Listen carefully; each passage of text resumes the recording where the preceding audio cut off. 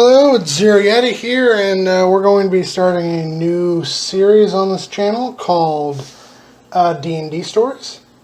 And I thought I'd share the first one off of the events that happened today. Death in Dungeons and Dragons, despite all the changes to it, despite despite the rampant presence of resurrection, that means death usually isn't even the end of your character, let alone your story.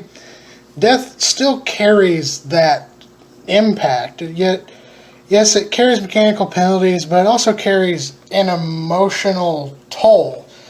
Now, I may not get nearly as attached to my characters as some of those I game with, especially like Nick, who gets really attached to his characters. But regardless, I still feel for these beings, these characters I create.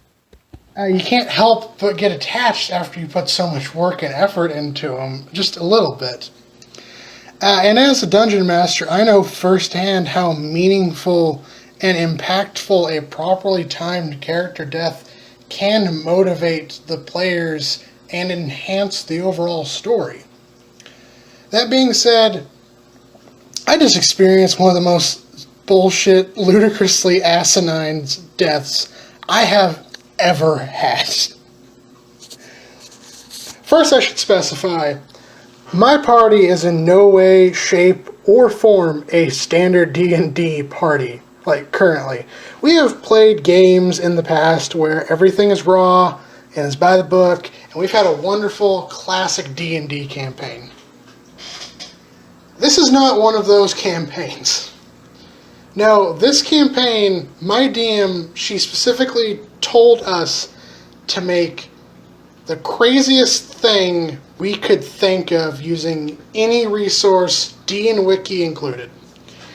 She has us playing in like this VR chat type world with a story that's just a ripoff of Sword Art Online. And we made characters to perfectly reflect this. Let's see, let's go down the list. We have a female Sun Soul monk who is a Saiyan, and her name is Super Saiyan Man, because of course it is.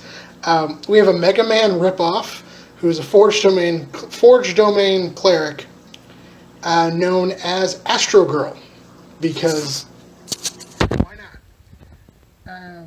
We have Soul, a ghost rock star glamour bard who plays K-pop constantly at the table. I chose to be an Amazonian, which is an all-female race of giants that I made up for one of my homebrew worlds. Hopefully I'll tell you about it in a future video. But they have the ability to grow and shrink just like Ant-Man. I call it Giant's Blood. And they're able to like increase their size, and because she also has a shrink power, she's able to shrink herself as well. And her name is Law, and despite being a mastermind rogue, she is the tank of this party. And then we have the three pixies. Each is a wizard, one is a waterbender, one is a technomancer, and one is a pyromancer. And they are all controlled by not one or three people, but by two separate players who can't always make it to the session, so they switch on and off every week. And the pixies' names are Uno, Dos, and Tres. And yes, they are totally modeled after the elemental birds from Pokemon. So for the main story. So the party, we had split up to investigate these Aztec-style ruins. The bard, monk, and cleric on one team, and my rogue and the mages on the other. We separate to go investigate separate parts of the ruins. Dos crits on an Arcana check and activates a Stargate-style warp in like the cosmetology like building where it's like there's the Stonehenge like calendar and you can track the movement of the stars and whatnot. She crits and activates the Stargate pad and teleports us to the moon. So the four of us, now completely lost, are exploring a lunar temple, trying to desperately find a way back.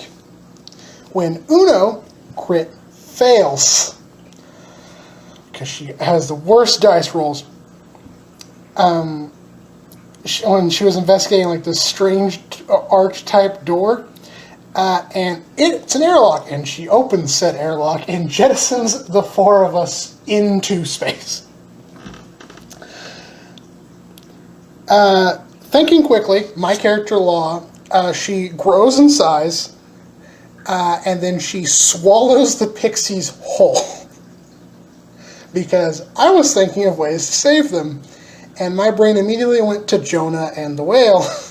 And I'm like, oh, I can totally pull that off without realizing how disgusting it is.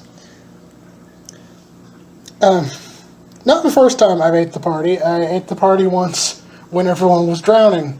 And we had an air elemental in the party. And so it's like, oh, I just put it in my mouth and everyone can breathe. And then I ate Astro Girl when she was a USB drive. To like sneak her past security. Which is dumb. But this is not the weirdest part that happened. The DM rules that the pixies are still alive. But we're rocketing, and I'm still alive somehow, but we're rocketing towards the Earth at an alarming rate. So Trace's first action is to cast Protection from Energy, specifically Fire, on Law, which is the giant. So we want it burn up on re-entry. So we proceed to fall to Earth from the moon.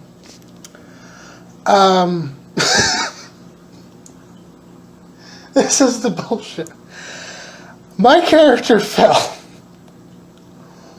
1.261 billion feet.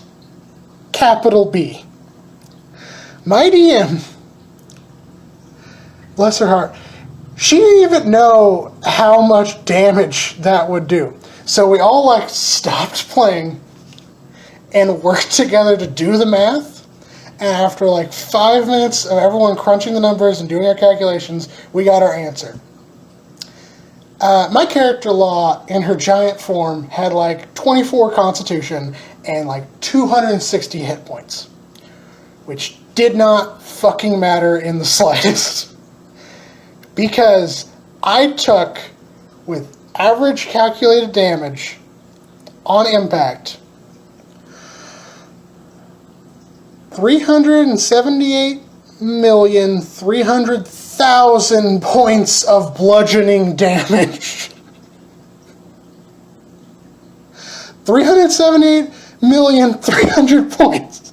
300,000 points. In one round.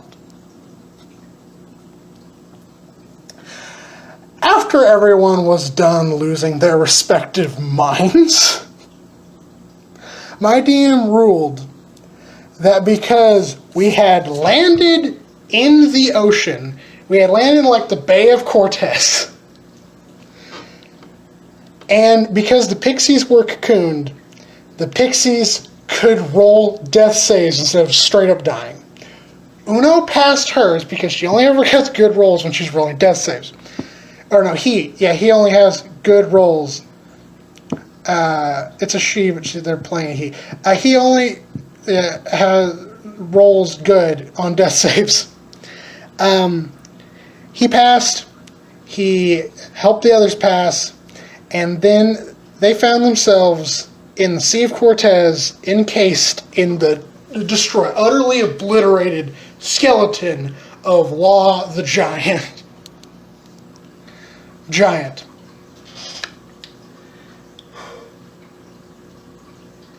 It's at this point Uno remembers he had a teleportation spell prepared the entire fucking session.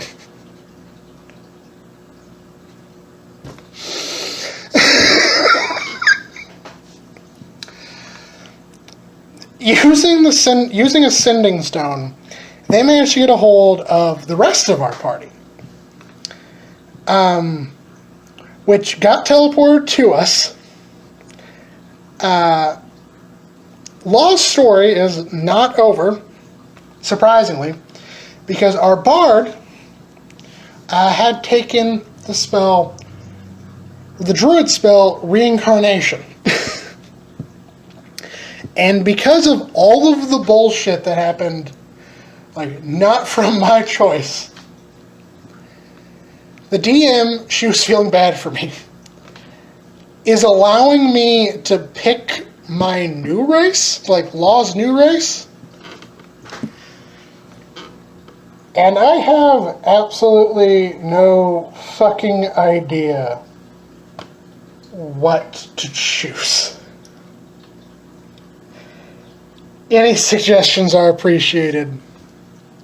Goodbye.